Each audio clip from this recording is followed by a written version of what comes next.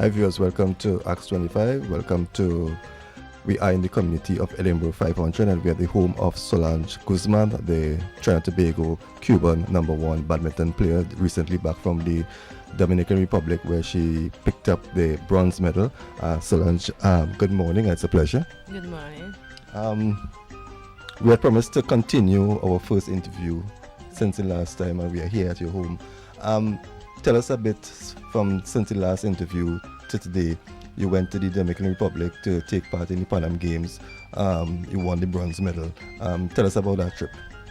Well, first, this is my second Pan Am. My first Pan Am was while I was in Cuba. And we were preparing like for 2 months before, along with Anil and Gina Vaguani and Roger Moore. So we were the team that went to represent Trinidad and Tobago in the Pan Am. And well, when we get there, we have the chance to train a little bit because the facility was quite high and very different to the facilities that we have here in the country.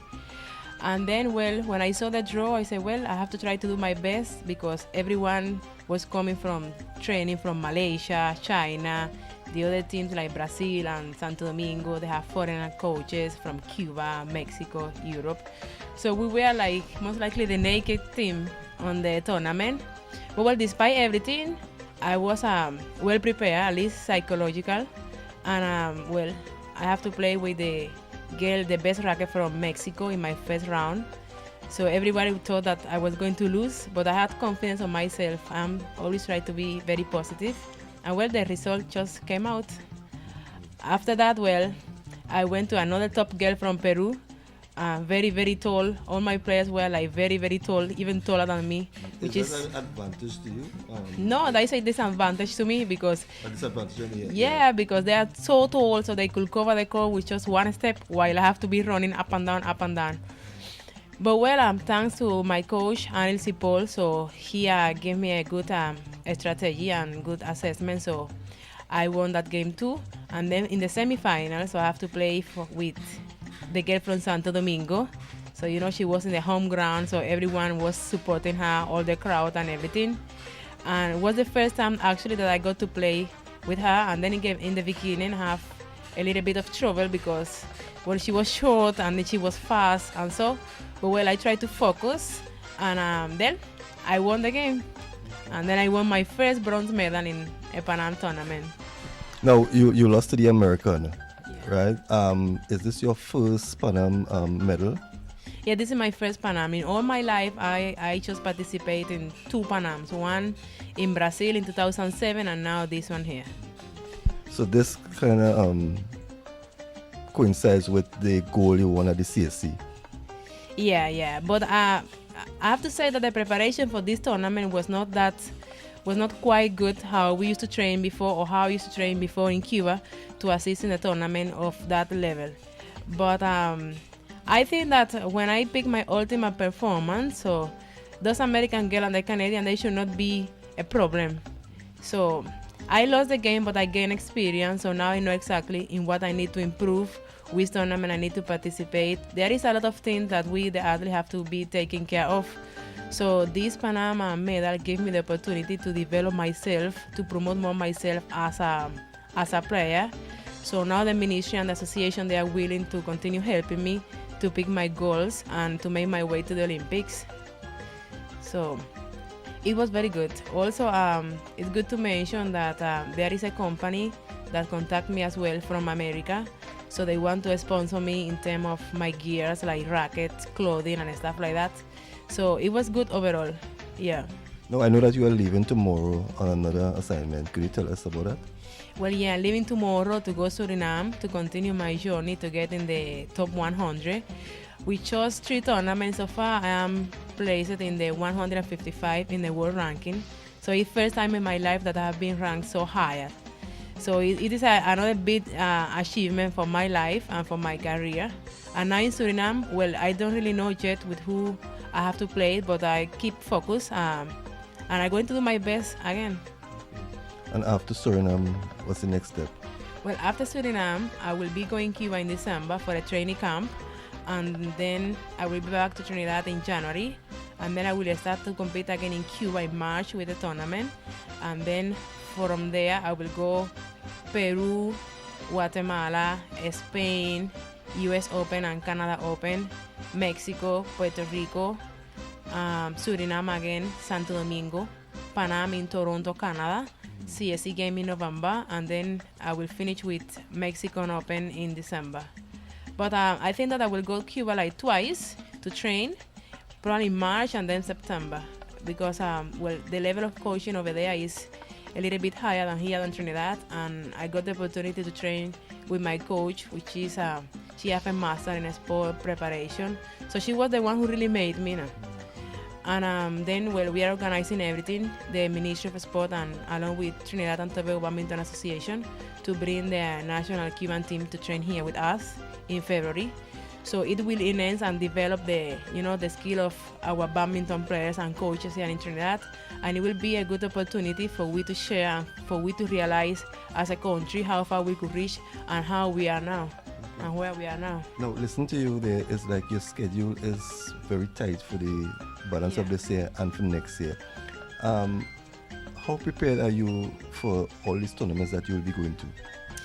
Well, first, thank God I got rid of my injury, so now I 100% to do my training, and that is what I want to go Cuba. I already got my plan and everything to start my preparation to make sure that I will be in a good, I will get to the tournament in a good performance, and because my main focus for next year is the CSE game. But before we have the World Championship that I'm hoping to qualify for it.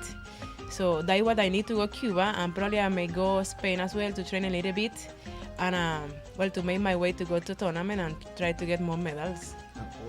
All these tournaments are made possible by the Ministry of Sports? Well, yeah, we are thinking about the Ministry of Sport to get into the elite assistant, and well, we will continue looking for a sponsorship in other companies like Petrotrin, Atlantic, and gas company.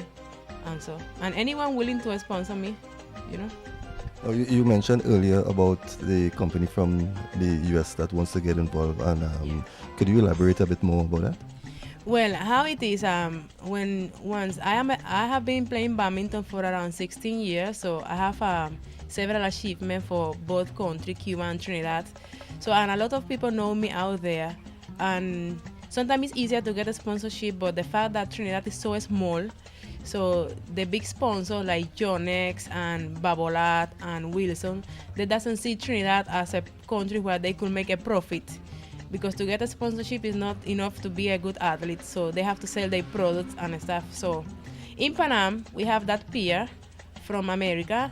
The guy is the representative of HL Badminton in US, and then I talked to him and I asked him about the possibility to get equipment to sell down here in the country, because it's hard to get shuttles and uniforms and rackets here. So he also asked me what were my principal achievements, and I mentioned that I just got bronze in Panama, and he was so excited, and he told me, well, I didn't know nobody so good from Trinidad. Where are you from? And then I explained him that I was from Cuba, but I came across to help in the development of badminton here. So he said, well, great, let's do something for Trinidad. And well, they just decided to give me a sponsorship. So we are now trying to work out how the shipping will be and how many times they will assist me with equipment. But it's a good help because for me and for the country, because eventually they will get a sponsor to both teams, the senior and the junior. So I'm trying to convince them that we down here, we have nice players coming up like Jada, like Christy, like Leon Cassie, like Marcos from Grandi, that they deserve to get at least, some equipment, because that will motivate them. It's not the same thing where your parents or we have to provide or to purchase the rackets, the shuttle, the strings, shoes, clothing, and then when you have somebody there to say, okay, don't worry, you're gonna get your racket, you're gonna get your shuttles and so. And also, well, it's not a big company, it's a small company. I try to get a small company to help them, to promote more the equipment and stuff like that, and to get a long contract with them. So hopefully that happen, and we are in the negotiation. Let's see how it goes. Okay, let's go back a little bit. Behind me here, I'm seeing a lot of trophies. Yeah. Let's go back a bit to your career when you had now started in badminton. Actually, how did it all started? Well, those trophies here, I showed the trophy that I got here in Trinidad for my period, like 3 years and a half. I didn't bring my trophy from Cuba. But while I started in Cuba, like 16 years ago, I coming from a very, very poor background. I started to play with bare feet, with the old racket. I was the only one black and poor girl in the team. But I always try to be very focused, and I always fight for what I want. And I knew that I have a skill to play badminton, and I prepared myself. I got a lot of help from different people, and I gained a lot of experience for other players and for other coaches for other sports. I am a person with an open mind, trying to get experience and to learn something new every single day. And well, that made me who I am now. So when you look at these trophies here, all of these are what you achieved in Trinidad, right? I don't know many people know that you have never lost a set since you played badminton in Trinidad and Tobago. That's correct? Yeah, that's correct. Right. Yeah. Now, you are one of the top players in Trinidad and Tobago. When you travel with a coach, you travel with a manager, you go by yourself. How is it for you? No, well, I travel by myself most of the time. I travel so you have to coach yourself, manage yourself, and everything. Is it a bit maybe at a disadvantage for you? Yeah, sometimes it's a little bit difficult and sometimes sad because I don't feel proud of saying that I haven't lost a set here, that nobody have been close to beat me yet. I don't feel proud about that. It may sound strange, but that is just me.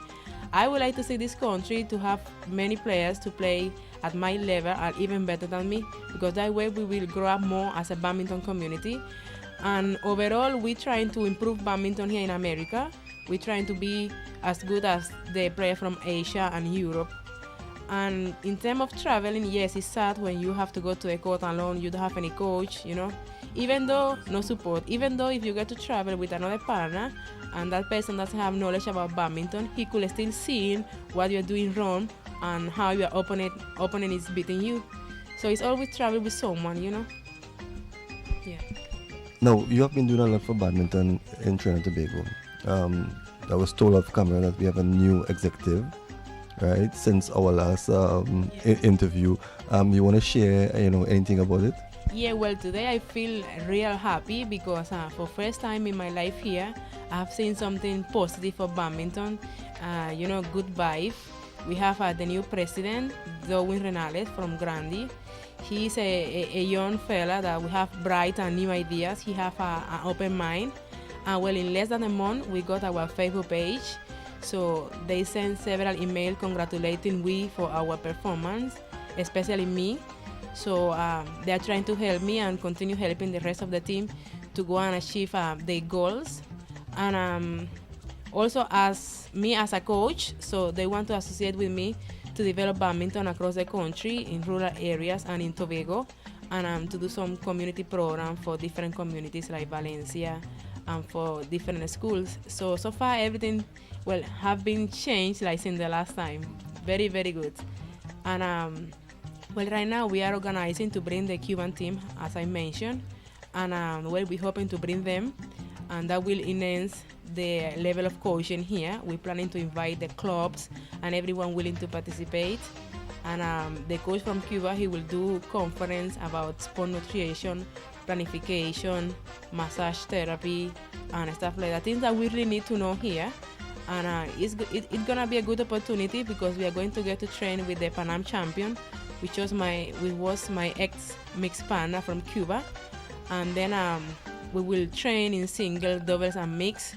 And I don't know if you know, but Cuba was the team that won CSE games, right? So they're the team to beat in this CSE. So we are just lucky that we are going to have the opportunity to train with them, So when next Trinidad and Tobago and Cuba meet, you'll be on the opposite side. Well, yeah, I will be in between, but now I have to say that I am from Cuba, but I feel like Trinidadian because despite that I train and I live most of my life in Cuba, this country have welcomed me. And my popularity here is so big. I just got a lot of fans, and I have a lot of people who love me and appreciate me as a player, as a coach. And here I got the opportunity to develop myself as a player. And the ministry now is making my dream to come true. like helping me to go tournaments and to make my way to go to the Olympics. So I went to Venezuela and I went Santo Domingo and the Cuban team was there, but I didn't feel like I didn't miss them because I went for Trinidad and I did my best for Trinidad. So I consider myself like a Trinidadian, a Trini by born, how you'll say. Tell us something that Trinidadians or the viewing public doesn't know about Solange Guzman. Well, I am a very, very simple person. There is some people that sometimes feel afraid to approach me because some people call me like a superstar of badminton, and I'm not like that. I like to be with humble people, with honest people around me, and I try to be simple, to keep a low profile, and I am only like enemy when I am in court. In court you doesn't have friends, but out of court, well, I try to be happy with everyone, smile to everyone, because at the end of the day, I don't know from who I'm gonna help with, and I really want to help this country in the promotion of badminton and in the development, because that is the reason why I am here. So I got that opportunity, and I will continue doing that for the rest of my life, and I'm never gonna change because that shows me. How far are you off from achieving your best in the sport of badminton? Not far. Well, next year will be a hard year for me, busy, going different tournaments, different training camps. And well, as I say, we have the CSC game. I already won it. Last CSC, I won 3 golds and 1 silver. But this year, well, next year, I would like to do the same thing for Trinidad. And I would like to get the same achievement that I got from Cuba, for Trinidad. And well, I am preparing myself to do that because I know that there is a lot of young people that see me as an example, that they want to perform as good as me, and I don't want to disappoint them. And well, I already got the trust of the Ministry of TTBA, and I have a lot of things behind my back. I have a lot of responsibilities, so I realize that I'm very capable to do it, and I will do it. I will do my best. That's something I wanted to ask you. The last time we spoke, you were involved in so many different things developing the sport of badminton. Now you have a full calendar of events for 2014. How do you see yourself getting through, going out there, participating at the highest level, and still getting all that you have to do back home achieve? Yeah, well, because I am a person that I don't like to give up, right?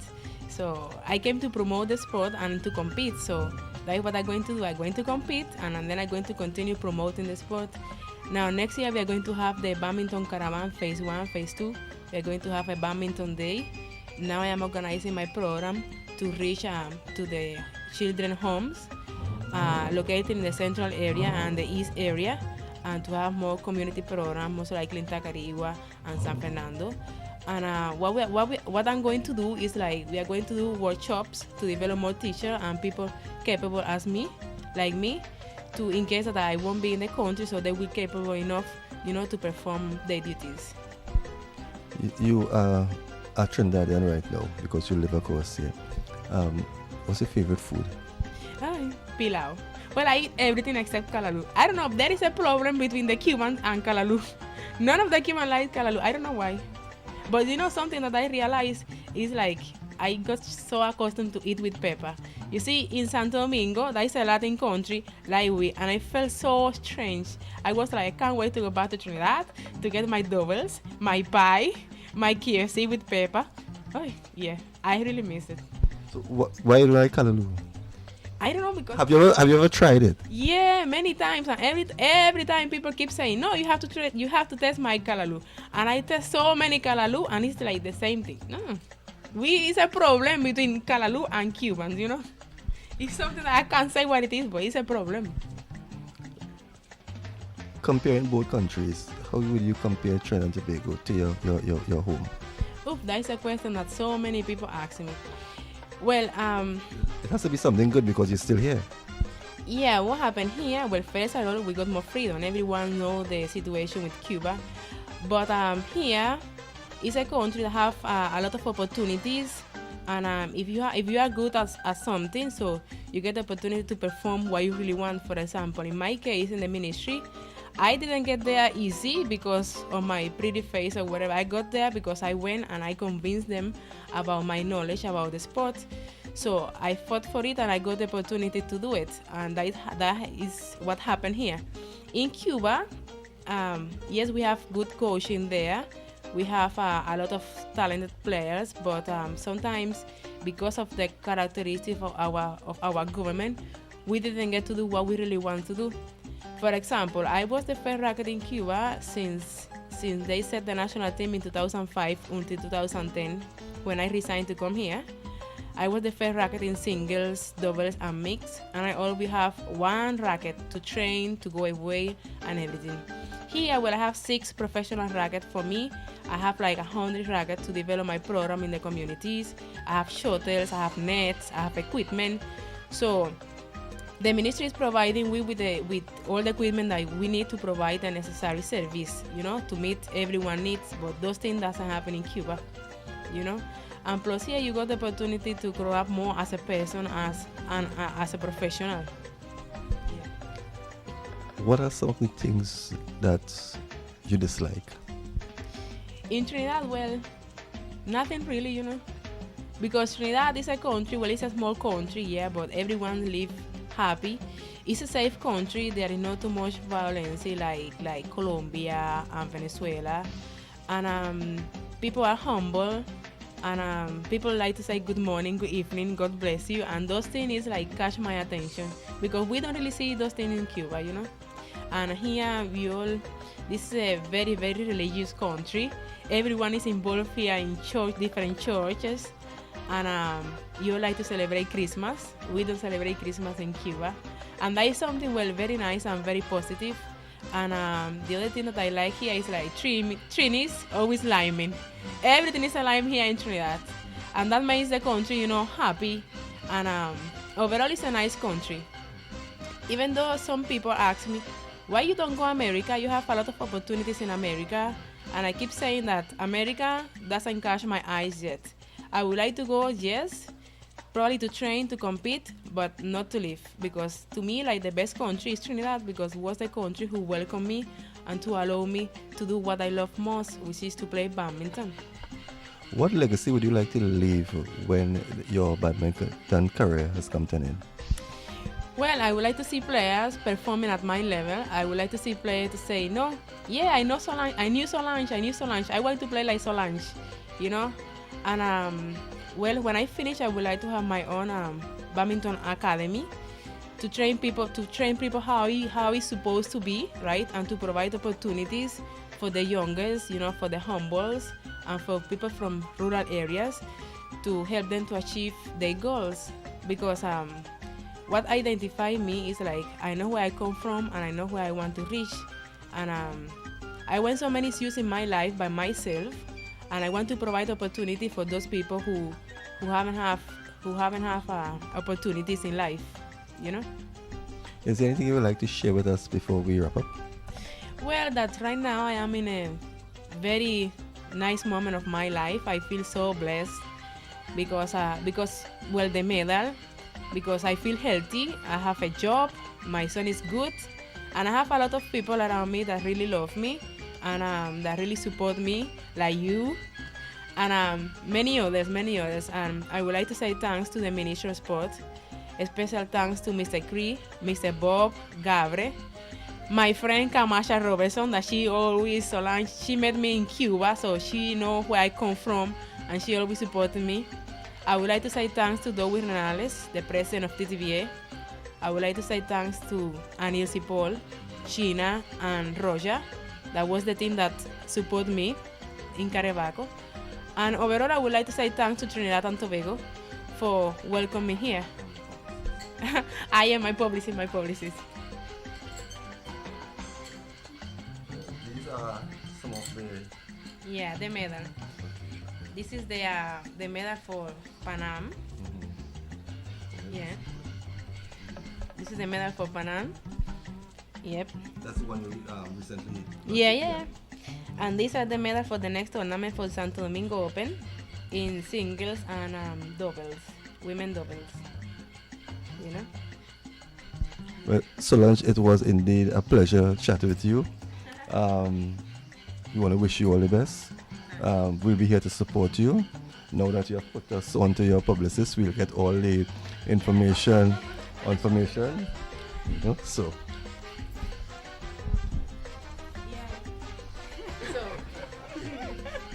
yes. Okay. So every time that, even though if I am not in the country, you could contact her and then she will tell you exactly where I am, what I'm doing, and all the information that you need to get from me, so you could get it through her. And you are? My name is Fanetta Albert. You are Trinidadian. Okay, so it's a mix there. Right. Tell us, before we wrap up here, tell us something about Solange that she hasn't told us. Speak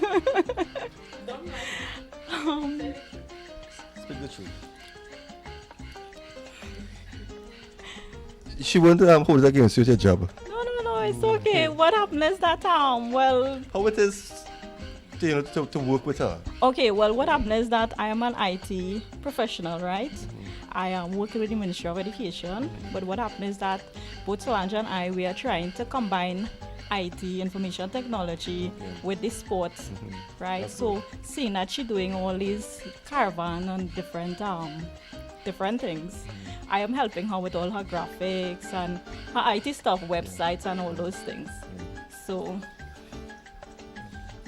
well, again, Solange, let me say it was a pleasure coming to your home this morning, chatting with you. We at ACTS will be here to support you as you go along your career, and we hope that we can share in that glory when you achieve that maybe Olympic medal, and we can say, well, we were there with you when you were going through, the process in obtaining that. So again, all the best, be safe in your travels, and we're going to be talking to you again.